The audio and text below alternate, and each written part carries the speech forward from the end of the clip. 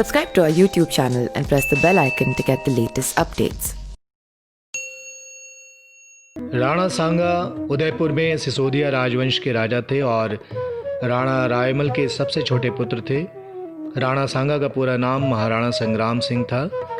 राणा सांगा ने मेवाड़ में 1509 से 1528 तक शासन किया, जो आज भारत के राजस्थान प्रदेश के रेगिस्तान में स्थित है।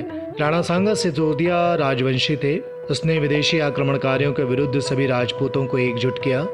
राणा सांगा सही मायनों में एक बहादुर योद्धा और शासक थे, जो अपनी वीरता और उदारता के लिए प्रसिद्ध हुए।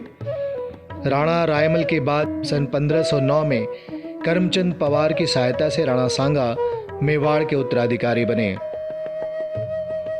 इन्होंने दिल्ली, गुजरात और मालवा मुगल बादशाहों के आक्रमणों से अपने राज्य की बहादुरी से रक्षा की। उस समय के वो सबसे शक्तिशाली हिंदू राजा थे। एक विश्वासघाती के कारण वो बाबर से युद्ध हारे, लेकिन उन्होंने अपने शौर्य से दूसरों को प्रेरित किया। राव गांगा ने राणा सांगा के कहने पर ही पाती पेरवन परंपरा के तहत अपनी एक विशाल सेना मुगलों के विरुद्ध खानवा के मैदान में भेजी। मारवाड़ की एक विशाल सेना का नेतृत्व राव गांगा के पुत्र राव मालदेव ने किया। खानवा के मैदान में ही राणा सांगा जब घायल हो गए, तब उन्हें दौसा के निकट बसवा लाया गया। यहाँ से राणा सांगा को कुछ असंतुष्ट सरदारों के कारण मेवाड़ के एक सुरक्षित स्थान कालपी पहुंचाया गया, लेकिन असंतुष्ट सरदारों ने इसी स्थान पर राणा सांगा को जहर दे दिया।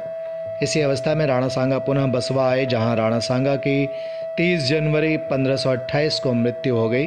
लेकिन राणा सांगा का विधिवत अंतिम संस्कार मांडलगढ़ में किया गया। वहां आज भी हम राणा सांगा का समाधि स्थल देख सकते हैं। इनके शासनकाल में मेवाड़ अपनी समृद्धि की सर्वोच्च ऊंचाई पर था।